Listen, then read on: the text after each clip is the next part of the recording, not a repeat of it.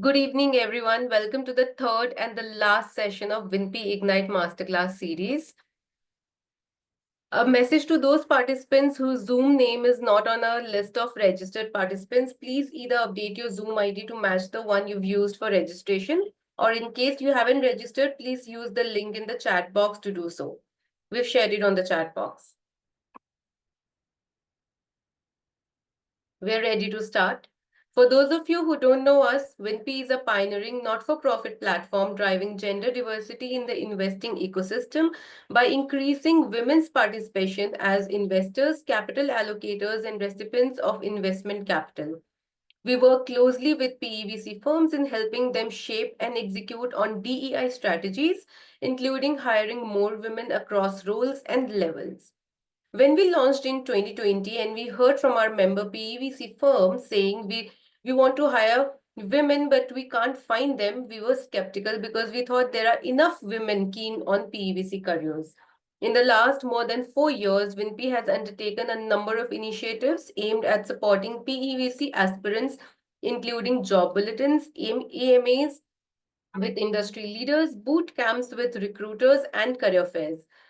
Through these initiatives, we have also come to realize that the talent pipeline of women for PEVC is much thinner than we would have liked, and for various reasons. Ignite by Winpe is a platform designed to support the female talent pipeline in the PEVC, private equity and venture capital industry. Ignite offers online career sessions, masterclasses, job vacancies, information, and a profile bank of women interested in PVC roles accessible to member firms in an anonymized format. So when a PVC firms hire, they can access a profile repository for candidates. And the profile bank is open to women at all levels, including those already in PVC. And as I said before, we hide the candidate and firm names in the database that is shared with hiring firms.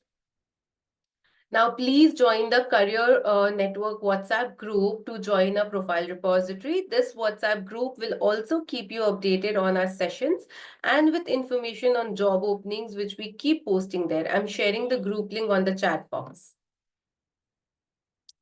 Now, before we move on to today, a reminder that if we do not find your name in the registration list, we will have no choice but to remove you from the webinar. So please either update your display name or fill out the registration form. Link is in the chat box. Now, moving on to today, our topic for today is structuring deals, investment instruments for PEVC. Introducing our trainer, Divya Mundra. She is a senior partner at AZB Partners. Divya Mundra has 15 years of experience and specializes in mergers and acquisitions, joint ventures, general corporate, and private equity. Divya represents a range of domestic and international clients across various sectors, including agriculture, banking, fashion, healthcare, luxury goods, media, retail, and technology. Some housekeeping notes. The session is being recorded and an edited version of this recording will be available for future reference. You can type your questions anytime during the session at the Q&A section. Divya will pick them up as and when or at the end of the session. Now, without further delay, let's get started. Over to you, Divya. Thank you, Ankita. Hi, everyone. So I'm not sure how many of you have attended the other two sessions, but I think what we were trying to cover through these three sessions were some of the key concepts, which we kind of encounter on a day-to-day basis as we are, as we talk about deal making and some of the key considerations involved in deal making. The topic that we are going to touch upon today is more from a structuring perspective and more particularly the different types of instruments that we typically see investors use for the purpose of their investment in an Indian company, keeping in mind various commercial objectives and regulatory considerations. With that, I think we can move to the first slide. So some of the things that we are going to be talking about today are relevant and are slightly more nuanced from the perspective of a foreign investor looking to invest into an Indian company, while some of the others are more, generic and apply to investments, whether foreign or domestic, into an Indian company. We can move to the first slide. So as we think about and when we talk about deal structuring, I think the key element over there really is what is going to be the nature of the instrument, what is the commercial objective, what is going to be the percentage shareholding, and how do we kind of get to that outcome, within the regulatory framework that is made available to us. A lot of things that you will see on the slide right now is more relevant in the context of foreign investors, as I was saying. So, for example, when a foreign investor is looking to invest into an Indian company, some of the key things or things which will be at the top of the list is really going to be whether the business of the target company is something which is permitted for foreign investment under the automatic rule or route, or does it require government approval? There are some sectors, so for example, multi-brand retail, defense, aviation in some section, in some respects, which require approval from the relevant governmental authorities for a foreign investor to invest in. So I think one of the first questions or check the boxes is really what is the business of the Indian company? Is this something which is a permissible business from a foreign investment perspective? If yes, are there any conditions associated with foreign investment in such companies from the perspective of the limit of foreign investment or any sector-specific conditions? So, for example, today, foreign investment in wholesale cash and carry, while it's permitted 100% under the automatic route, there are certain conditions which are required to be satisfied in order for the company to be eligible to receive the foreign investment. Deferred consideration and escrow arrangements. Again, these are ways to structure the investment to try and achieve certain commercial outcomes in terms of where you would want to link a certain payout to achievement of certain targets, or you would want to have holdbacks in the form of escrow arrangements to safeguard, secure some indemnity payouts to make sure that the company and the founders behave in the way you expect them to behave, and that the actual condition of the company is in line with what your assumptions were. Assured returns and optionality. Again, there are restrictions on foreign investors getting assured returns on their equity investment, because equity investment by their very nature need to be open to risk based on the actual performance of the company, and therefore there are restrictions on, or rather prohibition on, any assured return on an equity instrument. And optionality clause, which is more generically called the put call option, and there are some restrictions around those exercise of the optionality clauses as well, including minimum lock-in period. I think the idea behind assured return and optionality is that as a foreign investor, the expectation is that once you've put in money in the form of equity instrument, you will need to bear the equity risk, and you will need to remain invested for a certain time period before you can get an assured exit. Now, therefore, when we draft put call options in contracts, or when we draft clauses where the exit is at a certain price, we will need to bear in mind the restrictions that are there under FEMA or the Indian Foreign Exchange Control regulations, and try and work around that to see that what we are actually proposing is in compliance with what the regulations permit. Voting and other rights in the investee company, I think these also become relevant, because as we run through some of the instruments that we'll be talking about today, not all of them naturally carry voting rights. And therefore, the question to be asked is that does a client require voting rights on all matters?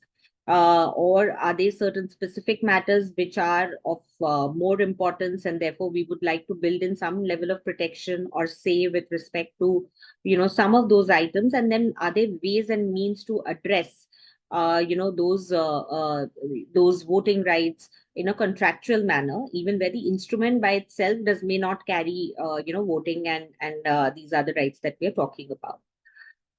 With that, we can move to the next slide. Now, this is basically providing an overview of the more commonly used instruments that are discussed and are considered. Again, based on what is the eventual outcome, what is the level of percentage shareholding, are we really looking at equity, how secure do we want our investment to be, are we investing in the Indian company today based on the future performance, and therefore how do we safeguard the valuation?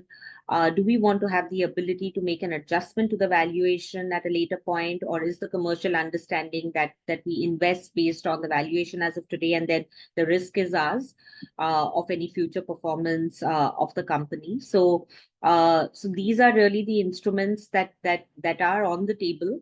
Not all of them are available to a foreign investor without challenges. Some of the commonly used ones, which are available to both foreign investors as well as domestic investors, are equity shares, compulsorily convertible preference shares, compulsorily convertible debentures, share warrants. So these are what are commonly understood as capital instruments, and these instruments are permissible for both foreign investors as well as domestic investors in the same manner. Of course, foreign investors are subject to certain additional regulations and conditions when it comes to subscription to these instruments, which we can talk about as we go along.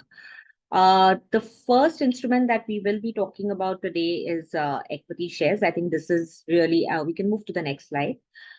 This is really the most common investment instrument. And when we talk about equity shares, I think generally we are talking about fully paid up equity shares, which are your common equity. Each share typically carries one voting right. And as an equity shareholder, you have all the rights that the Act really provides for in terms of the ability to participate in shareholder meetings, the voting rights, the minority protection rights, etc. So these are definitely the most common investment instrument. Once you've subscribed to equity instrument, there's limited sort of flexibility to adjust the price at which you've made the subscription. So it's kind of like a fixed amount that you pay to subscribe to these shares. There's no conversion formula, or there is no valuation adjustment which is possible when it comes to equity shares. A slight variant of this is where we have equity shares with differential rights. Now, these differential rights could be with respect to voting or with respect to dividend. What this really means is that while what you hold is an equity share, you may get disproportionate dividend, or you may get disproportionate voting rights, attached to the equity shares. So it's a different class of equity shares, not the common equity, but a different class of equity shares that you may subscribe to, which carry a preference or a difference when it comes to, things like voting rights or dividend distribution, and that's kind of built into the instrument itself, and therefore has blessing or enforceability from a statutory perspective as well. However, all companies are not permitted to issue shares with differential rights. There are certain conditions which are required to be satisfied, especially if you're a public company. There are exemptions available to private companies from complying with these conditions. But as far as public companies are concerned, in order for them to be able to issue shares with differential rights, there are certain conditions which are required to be satisfied, including the fact that your articles should provide for it, that there should have been no subsisting default on payment of dividend, etc. And one of the pain points that used to be there earlier for companies looking to issue shares with differential rights was that earlier, prior to 2019, there was a requirement that whichever company proposes to issue shares with differential rights should have a profit track record, which was proving to be a challenge, especially for companies which are newly incorporated or where they don't have profit record. And therefore, this is really not a very commonly used instrument. We don't see it very often because of these challenges in terms of the conditions that have to be met. While the profit track record condition has since been deleted, there are these other conditions which still remain and which need to be satisfied. If an Indian company wants to issue shares with differential voting rights. When we talk about pricing, this is really the floor price at which an investor is permitted to subscribe to equity shares.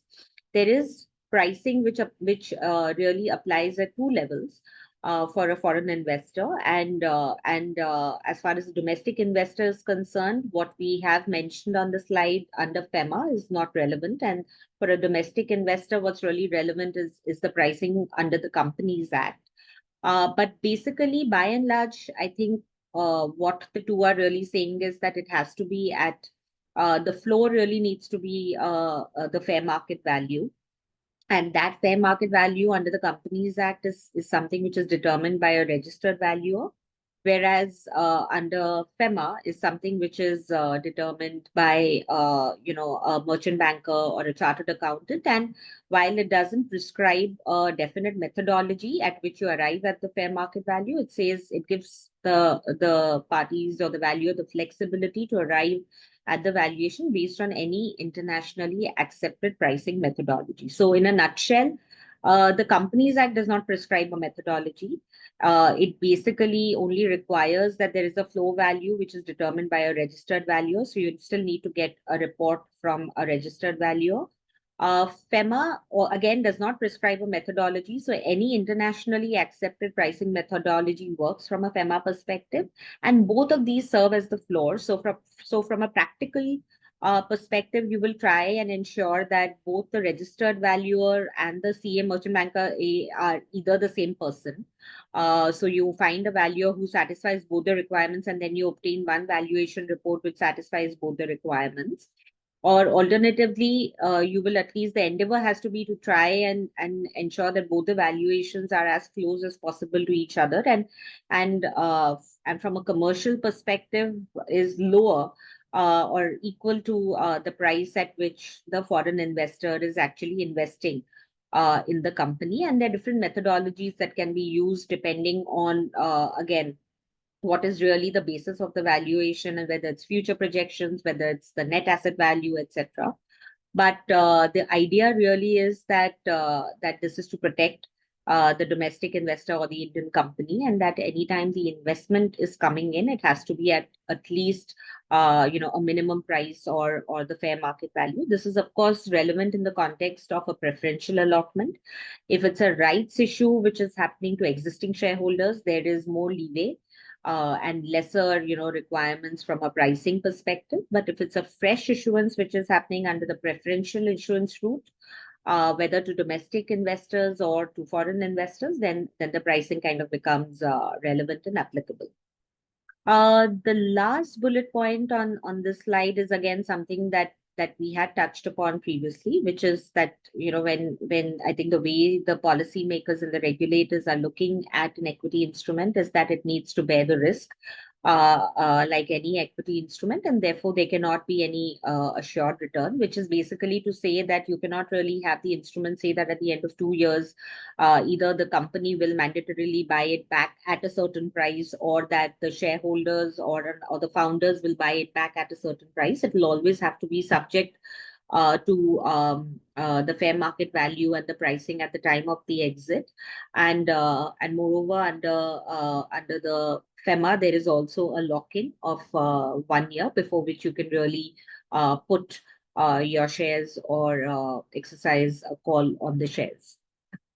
I think we can now move on unless there are any questions on equity shares. I don't see anything on the chat. So we can move on to the next instrument, which is compulsorily convertible preference shares. Now, compulsorily convertible preference shares, as the name suggests, is basically an instrument which is compulsorily and mandatorily required to be converted to equity shares. This is again one of those permitted capital instruments to which a foreign investor is permitted to invest. Now, why would any investor choose to do CCPS over equity shares? It could be for one of various reasons. One is that, as the name suggests, compulsorily convertible preference shares give you a preference when it comes to dividend, when it comes to in a liquidation scenario. So you will be ranked higher and above the normal or a common equity holder when it comes to distribution of dividend, and when it comes to distribution of liquidation proceeds at the time of liquidation. From a commercial perspective, CCPS and CCDs, which is the next instrument that we will talk about, I think the reason why people may choose to go down the CCPS path in addition to the preference over for dividend and liquidation proceeds is really that it gives you the ability to make an adjustment to the valuation. So the way it will really work is that your CCPS on the day you subscribe will have a conversion formula, and subject to the pricing that we will touch upon in a minute. The conversion formula can be drafted in a manner where, at the time of conversion, when your CCPS is about to convert, you can potentially convert it into such number of equity shares which is actually linked to the future performance of the company. So while you may have subscribed to the CCPS in 2025, your conversion can happen in 2026 based on how the company has actually performed in the financial year 25-26. So that flexibility, unfortunately, equity shares does not provide, because it's really you're paying a fixed price and you're getting the equity share, and it's really not, it doesn't have the ability to convert into anything else. Whereas a CCPS is giving you the ability to convert to equity shares at a price which could be linked to the actual performance of the company. While at the time of subscription to CCPS, you may have drafted the formula on the basis of certain valuation adjustments that may or may not really fructify in reality, right? So the conversion formula in the CCPS effectively then gives you that ability to actually or that flexibility to actually see whether you should be getting more number of equity shares or less number of equity shares depending on how the company has actually performed. Now, is there no limit in terms of the valuation adjustment that you can achieve through a CCPS? So, for example, today, is it possible that one CCPS can convert into 100 equity shares, or can convert into as less as 0.001 equity share? The answer to that is no, because in both cases of CCPS conversion, whether under the Companies Act or under FEMA, there is again a minimum pricing that needs to be complied with. While the Companies Act gives you some level of flexibility in terms of when you determine what the floor price should be, so you can actually do it closer to the date of conversion. Unfortunately, under FEMA, the conversion formula needs to be determined upfront, and the conversion formula can at no point sort of breach the floor price that you've arrived at the time of issuance of the instrument. So, for example, if at the time of issuance of the instrument, your fair market value report said that the shares, one share of the company was priced at 100 rupees, and 1 year later you want to convert the CCPS, you can only convert the CCPS into equity shares at a price per equity share which is higher than 100 rupees. So that really then serves as the floor when it comes to valuation adjustment. But having said that, I think it still gives you a lot of flexibility to play around with the conversion formula, because what you need to be just mindful of is that there is a floor, so you cannot go below that. So if the company has performed terribly, you still can't get equity shares at 99 rupees. But if going an assumption was that you were pricing the company at, from a commercial perspective, not from a valuation perspective, the valuation was 100, but commercially you were pricing the company at 110, and then it turns out that the company has not performed well, at least you can convert your shares at 100, and therefore, to the extent there is a difference between 110 and 100, at least you get the benefit of that as the investor, or the flexibility to at least make a valuation adjustment to that extent.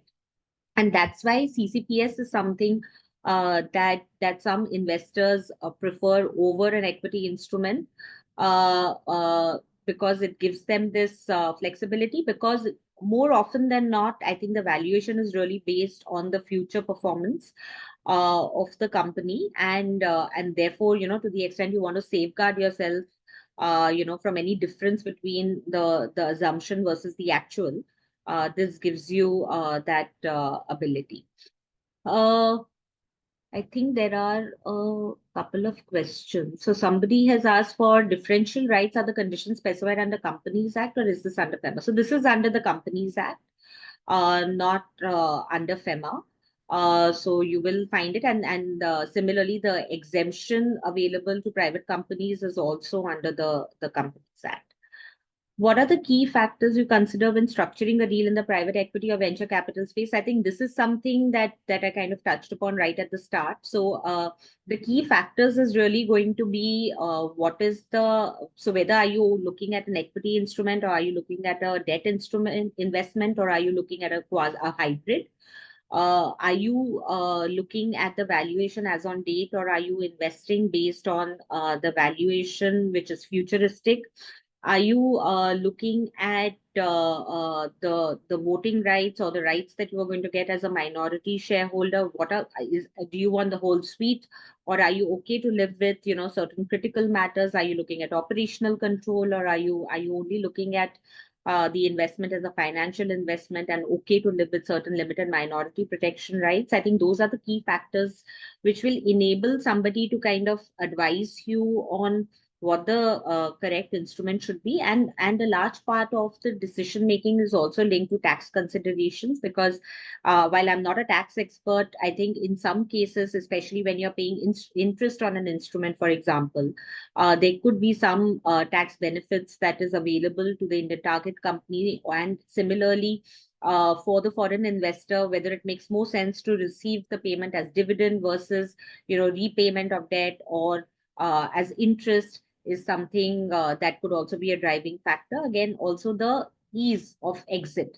So some instruments are easily extinguishable. Some instruments, it's difficult to actually, give an exit through, extinguishing the instrument. So those are really the factors that you would consider when you're looking at the instrument in particular.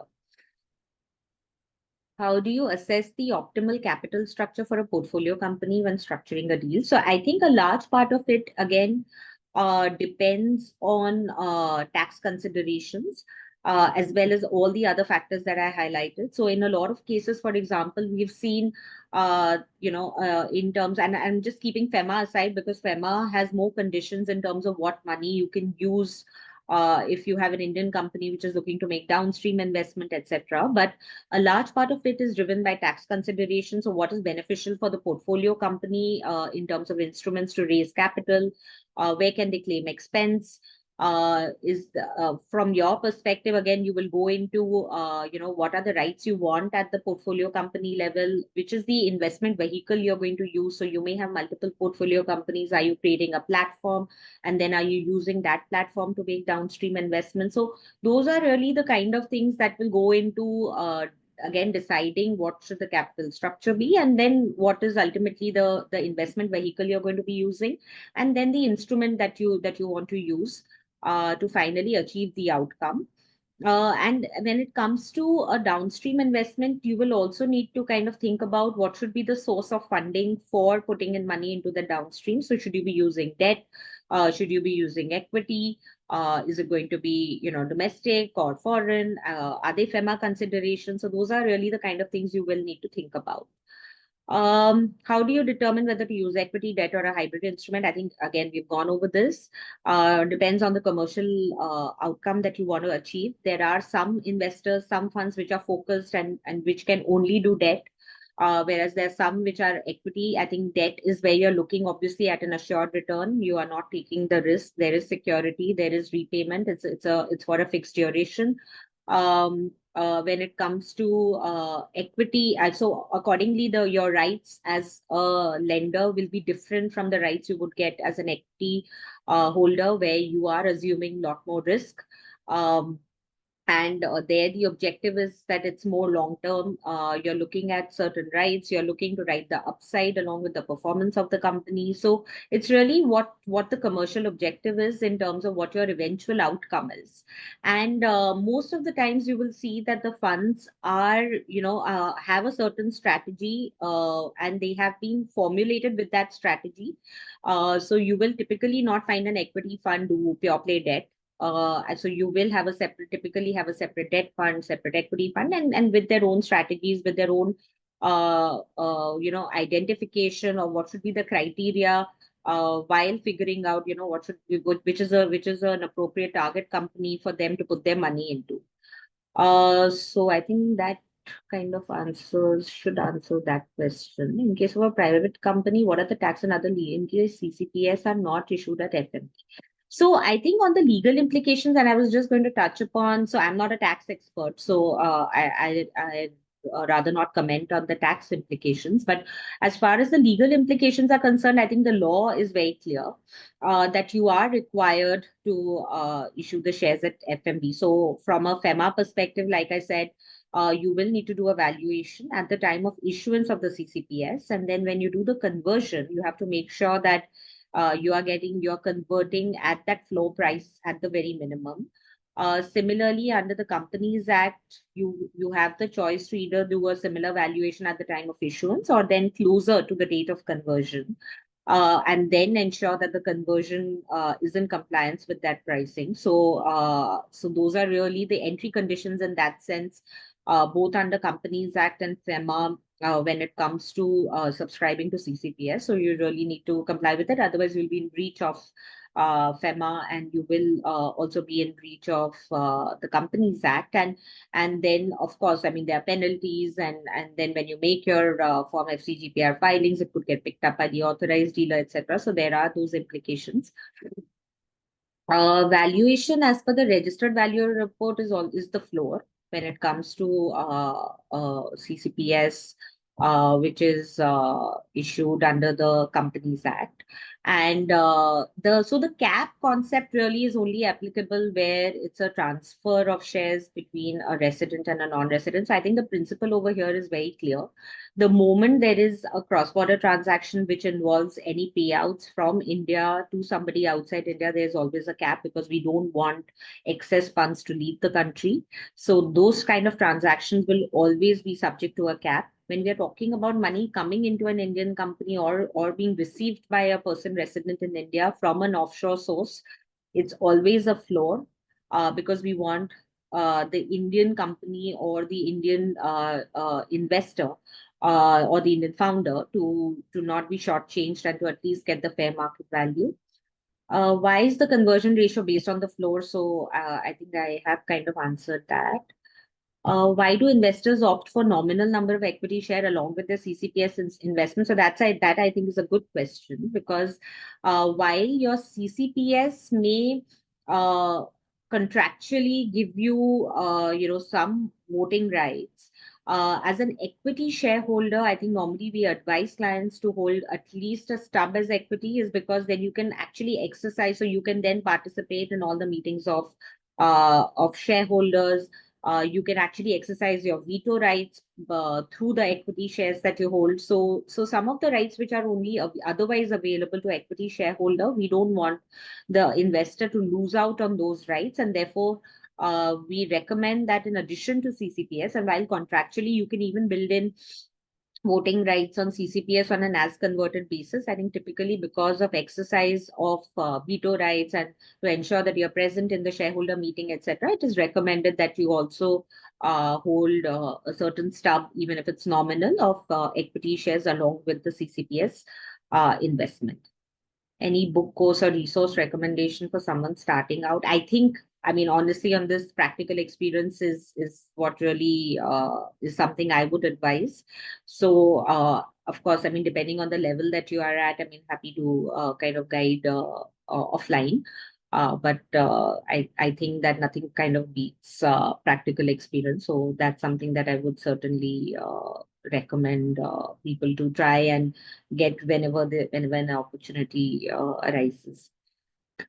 Okay, so I think as a fresher, what's really relevant is to have an understanding of some of these basic concepts, and to also understand why one would choose, one particular instrument over another, to have a basic idea of what is permitted, what is not permitted, because we don't want to be advising our clients and taking them down a path where eventually we tell them after full exploration, and after they have discussed and deliberated, that oops, it doesn't work from a regulatory perspective. So I think it's important to have a stronghold over what is permitted, what is not permitted.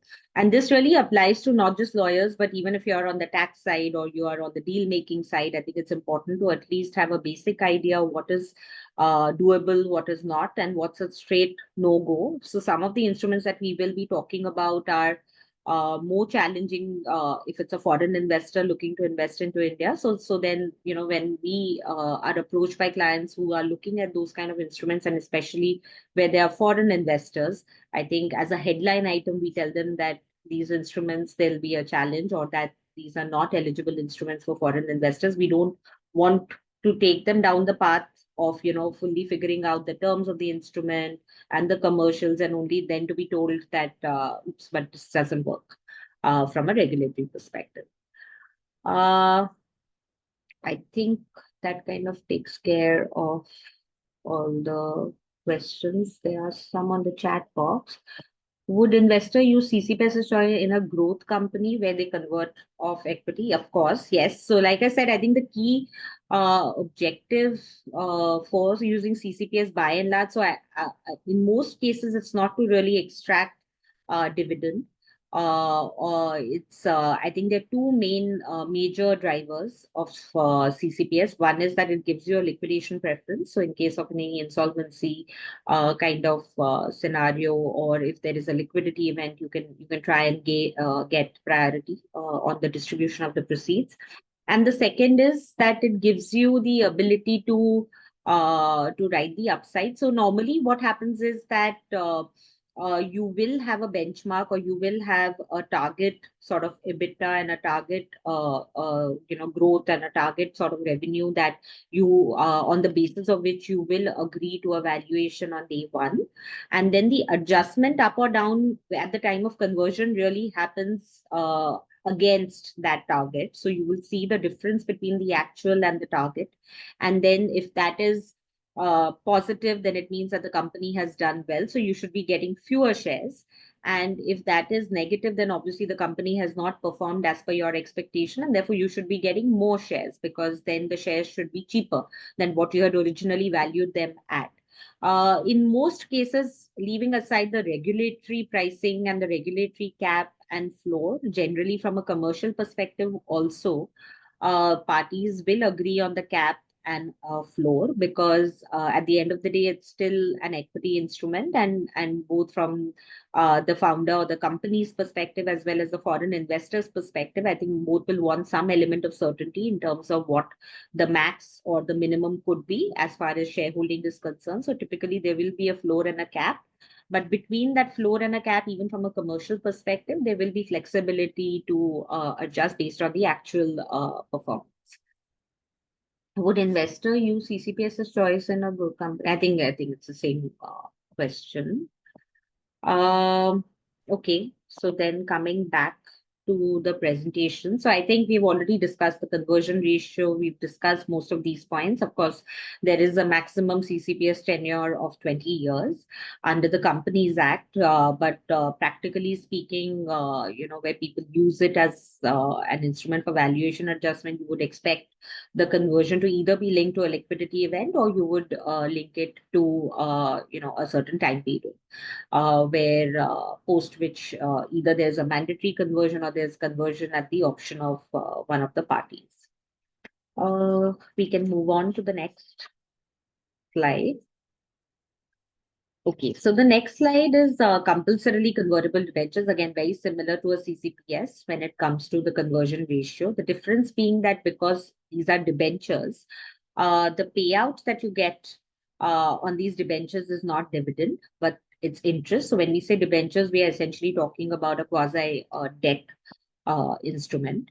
And therefore, the payout is an interest payout and not a dividend payout. Of course, in a CCPS, while the CCPS may have priority or preference when it comes to distribution of dividend, it will still be subject to them being available profit, etc. So all the Companies Act conditions relating to distribution of dividend and satisfying those conditions will be equally applicable even in the context of CCPS. Whereas where we are talking about debenture, since it's an interest payout, those dividend related conditions obviously do not apply. In terms of conversion ratio, again, it's pretty much the same under the Companies Act as well as FEMA when it comes to the pricing and the conversion ratio. Again, it's the tenure is valid for a period of 3 years. And again, same no assured return optionality clause under FEMA. And again, it allows you to undertake EBITDA linked adjustments the same way as a CCPS would. So really the only difference is between how you draft the terms and an interest component vis-a-vis a dividend component. But normally, I think the choice between whether you do CCPS or CCD is really driven by tax, and also, driven by whether you would want to receive interest payment versus dividend payment from, again, from largely from a tax perspective. Otherwise, in terms of the functionality and what it kind of gives to the investor, there is a lot of similarity between the two. Okay, moving on. I think the next one is share warrants. So share warrants is closer to common equity, except that a share warrant is just a right to get an equity share at a future time. What it really does is that it allows you to kind of fix the price at which you will ultimately get the equity share. So it gives you some level of price protection in that sense, because you are kind of fixing the price at which those share warrants get converted to equity at a later point. And that is so from the investor's perspective, the reason why you would subscribe to a share warrant is price protection. So you are freezing the price today, but you don't have to actually pay out the entire amount today. That can happen at a later point. From a company's perspective, again, I think the point really is that they want to have that commitment from the investor, uh, which relates to a future period in that sense. From a FEMA perspective, where you're doing share warrants, there are some conditions which we have listed out, which is that 25% at least needs to be paid upfront. So while the Companies Act does not require any minimum amount to be paid towards subscription to a share warrant upfront, under FEMA, there is 25% which needs to be paid upfront, and the balance needs to be paid within 18 months of the issuance. Share warrants, again, not very common. In some cases, we've seen share warrants being used actually by the founders because it gives them the ability to put in money at a later point, but gives them the price protection. So more common there, not really in the context of investors coming in, because actually until you get the actual shares, the share warrants, I mean, they don't really give you any rights in that sense when it comes to the governance and actually participation, and therefore not very common in that sense as compared to the other instruments that we have gone over. Just pausing to see if there are any questions. Can CCDs be redeemed or transferred to third party in a company? So redeem, no, because it's compulsorily convertible. Unlike an OCD, for example, or RPS, for example, which are redeemable, CCDs are not redeemable because they're not shares, first and foremost, and then they're also compulsorily convertible. Of course, you can transfer the CCD to a third party in that sense, just as how you will also be able to transfer any other instrument, whether it's a debt instrument or an equity instrument. But as far as redemption is concerned, there is because it's not a share, so you can't really do a buyback in that sense until you convert the CCDs into equity shares. And when it comes to redemption, these are not redeemable instruments in that sense. Okay, let's move on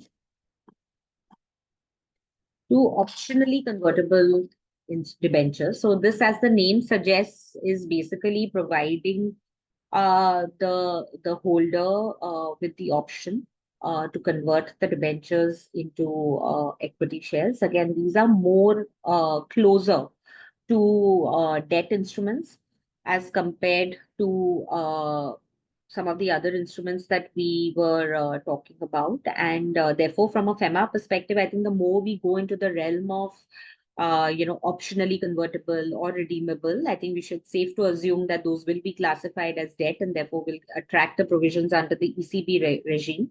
And you will have to satisfy those conditions under the ECB regime with respect to those instruments. So from a domestic investor perspective, while OCD is doable, I think for a foreign investor, unless you satisfy the conditions under ECB, it's something that will not be permitted. And even from an accounting perspective, these are definitely treated more like debt as compared to any of the other instruments that we have previously spoken about. Uh, Moving on to the next one, which is redeemable preference shares.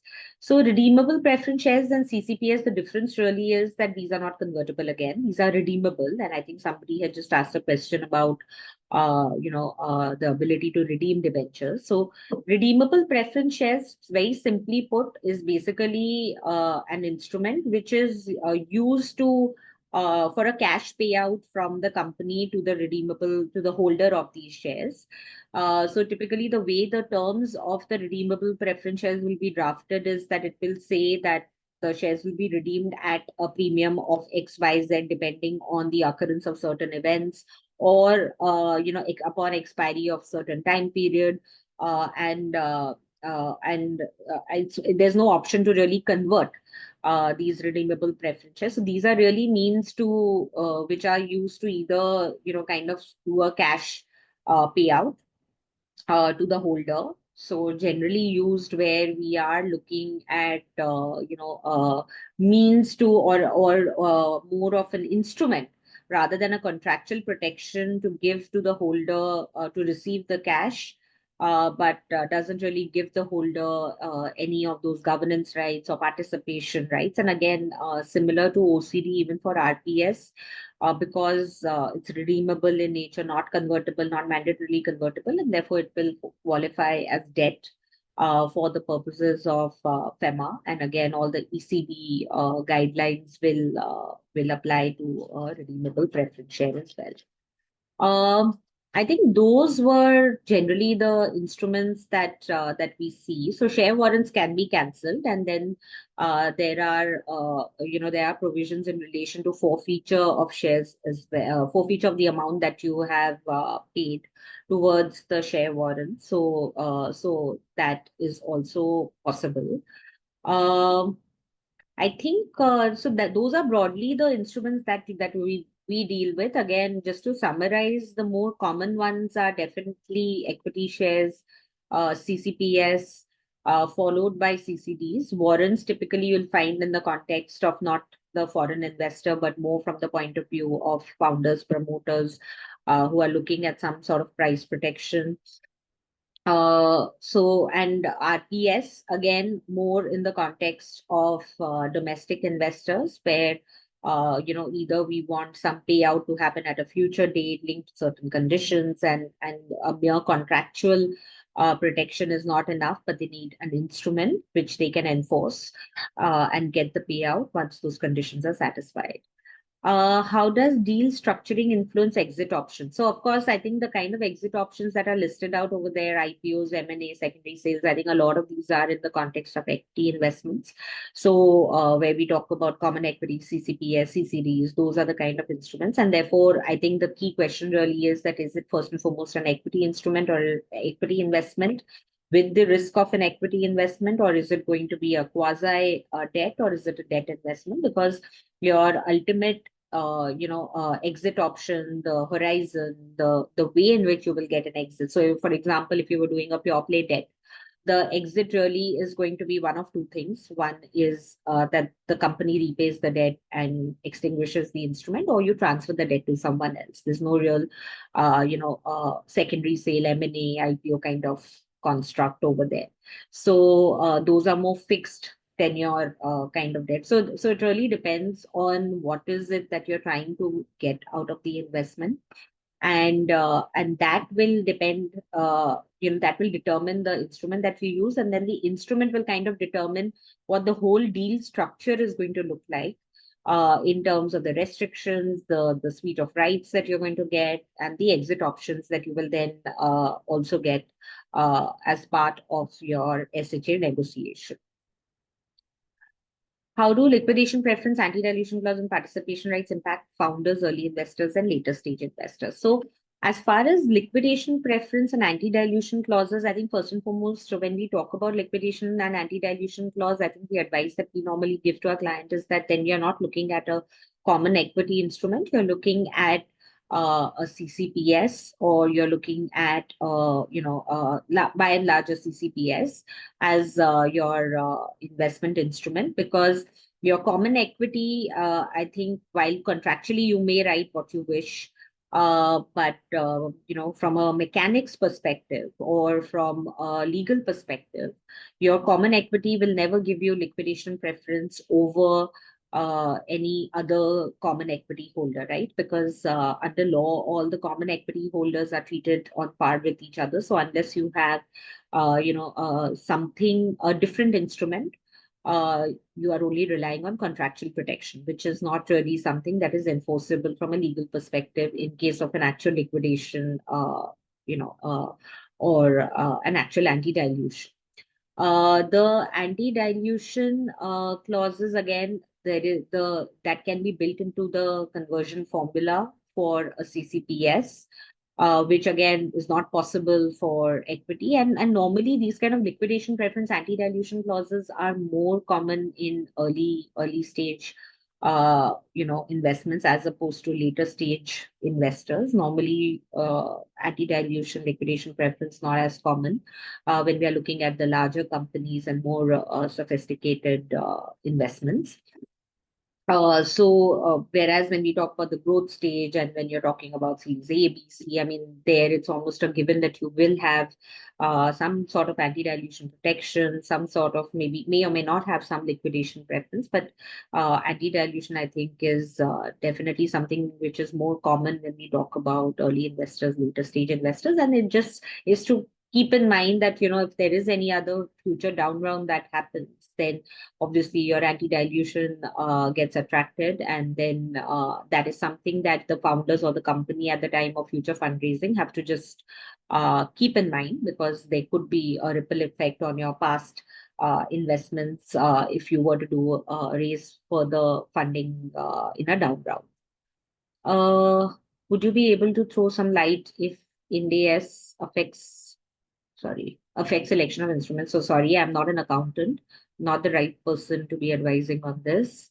Can you walk us through a real life deal that went exceptionally well or one that went wrong due to poor structuring? I think what has so nothing that is any of these extremes, but we have seen that CCPS, I think, in quite a few situations we have seen that CCPS have been used very effectively to actually make valuation adjustments, not as much from the perspective of liquidation preference and anti-dilution, but more from the perspective of real value adjustment. So that is something that we have seen actually play out practically in a lot of cases, and therefore from that perspective has turned out to be an effective tool that actually works. So there's enough deals where this has been used as a structuring instrument and has been used effectively. So that is something that I can certainly kind of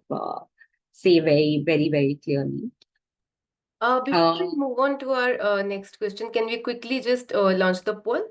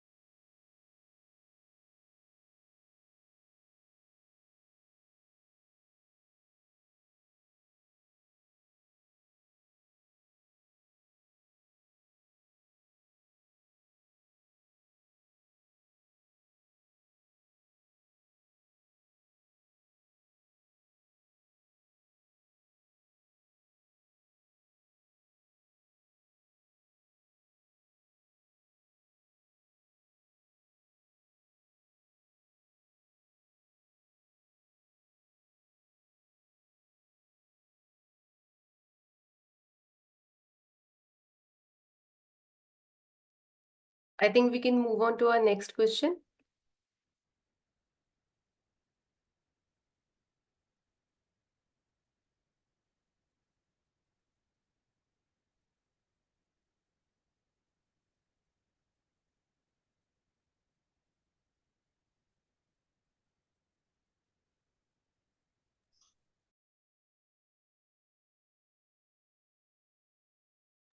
Divya, you are on mute. Sorry. So, I was just saying that not in terms of, I was addressing the last question on some unconventional deal structures that have gained traction in recent years, and not from the perspective of instruments really, but more from the perspective of the overall deal structure. What we are seeing increasingly becoming more and more popular is use of, court-approved schemes of mergers and demergers, which ultimately results in merger of the two operating companies and a share swap, and not really exchange of cash. Again, this makes sense where ultimately the objective is that the resultant entity is a joint venture of sorts, so which has combined shareholders from both the entities, but generally from a tax perspective, from a cost perspective, efficiency perspective, and more in the context of strategic deals, we are definitely seeing NCLT approved schemes becoming increasingly more popular. I think this we've answered all of these, and can CCDs be redeemed? We've answered. If the investor had a CCD and company goes for an IPO, what is the lock-in period of selling the equity shares, assuming the CCD? So the CCD will anyway need to be converted into equity shares before the IPO actually consummates. And then once you get that, then you will be subject to the same lock-in as a normal equity shareholder would be. So from that perspective, yes, the CCDs will need to be converted and will then be subject to the lock-in as per your normal common equity lock-in that's applicable post-listing. Okay, I think with that, we have answered all the questions. So maybe we can wrap up now. Yeah, we are also done with the PPT, right? Yeah. I'll just stop sharing it. I think it's gone. I think what an amazing session. It was really, really insightful. I think for someone like me as well. Thank you everyone for joining us. We hope you found the session and the entire series really useful. Thank you for our trainer Divya for such an insightful session. Requesting everyone to share your key takeaways of this session over social media with the hashtags #Winpe and #Winpe Ignite. And please don't forget to tag Winpe Forum. Join us for the annual Winpe Leadership Summit and Awards WLSA for the PEVC industry on March 20th next month. Sharing the registration link on the chat box, which you can also find on our website. And once again, do join the Winpe Ignite WhatsApp group to keep yourself updated on more such sessions, job openings, and masterclasses. And do join our database that we share with our member firms to support their hiring processes. We've already shared the link to join the group on the chat box. See you everyone at our next session. It'll be a PVC Career Talk series coming up soon. Thank you, Divya, and thank you, everyone. Thank you. Thank you, everyone.